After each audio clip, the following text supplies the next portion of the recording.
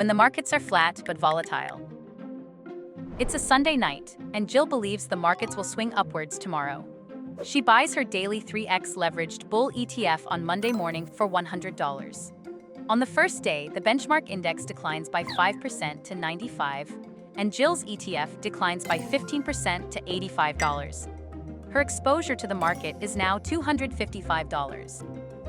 On Tuesday, the index swings back up to 100, gaining 5.26%. Jill's ETF returns 3 times this, 15.78%, and rises to $98.42 for a total exposure of $295.26.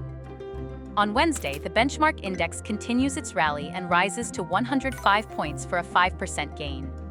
Jill's ETF rises to $113.18, with a total exposure of $339.54. Thursday sees the benchmark index erasing its gains and dropping back to 100 points for a 4.76% decline.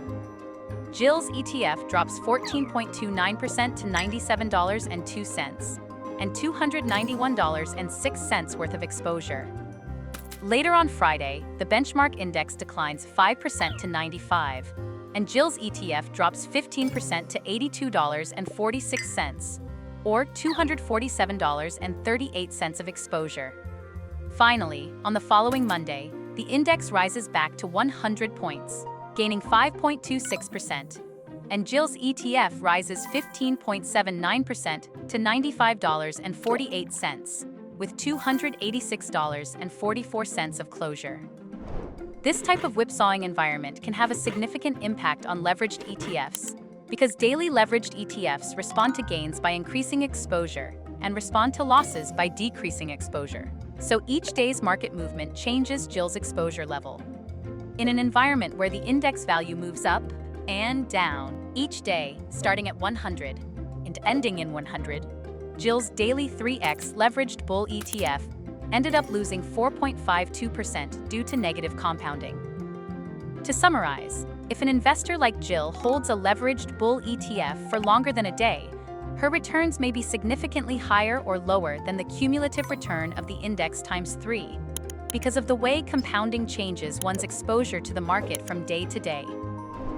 In the first example, with a steadily rising market, Jill's returns were significantly higher than 3 times the index's cumulative returns. In the second example, her losses were significantly less than 3 times the index's cumulative. Thus, in the third and final example, even though the index ended 6 volatile days with no change, Jill ended up losing money on her investment.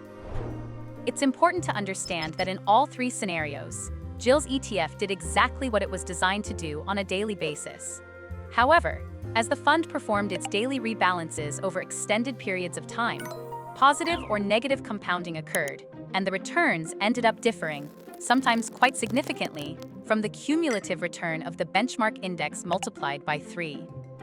To learn more about Direxion's leveraged and inverse ETFs, please visit Direxion.com. An investor should carefully consider a fund's investment objective, risks, charges, and expenses before investing. A fund's prospectus and summary prospectus contain this and other information about the Direxion shares. To obtain a fund's prospectus and summary prospectus, call 866-476-7523 or visit our website at Direxion.com. A fund's prospectus and summary prospectus should be read carefully before investing.